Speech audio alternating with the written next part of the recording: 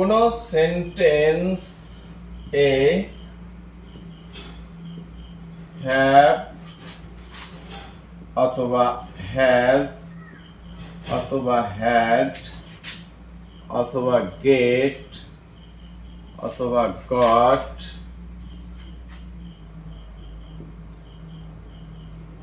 থাকলে ভার্বের past participle হয়। যেমন হি হ্যাজ ডু দ্য ওয়ার্ক।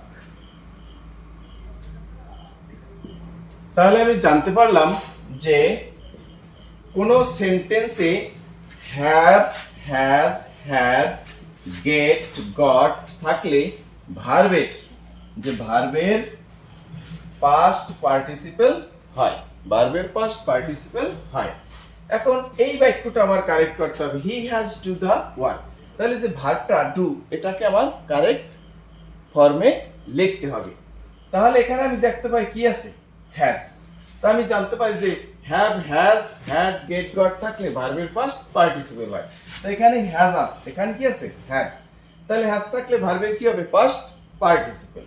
তাহলে হি হ্যাজ, ডু এর পাস্ট পার্টিসিপেল কি, done. He has done the work. He has done the work. He has done the work.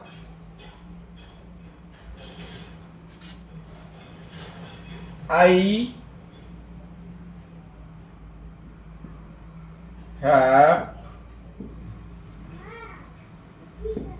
finished the work।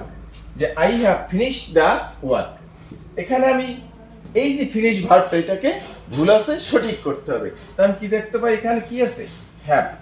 তাহলে have থাকলে আমি জানি যে কোন সেন্টেন্সে have has had gate goat থাকলে ভার্বের পাস্ট পার্টিসিপেল হয়। তো এখানে কি আছে, হ্যাভ।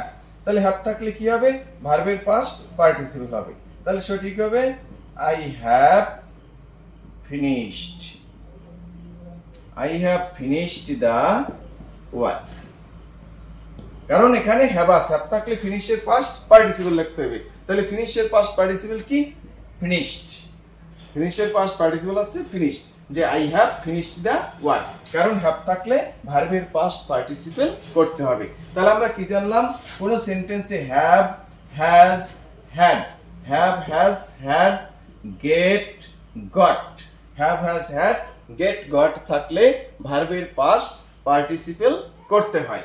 তো যেমন এখানে কি আছে, হ্যাজ, ডু এর পাস্ট পার্টিসিপল করছি ডান।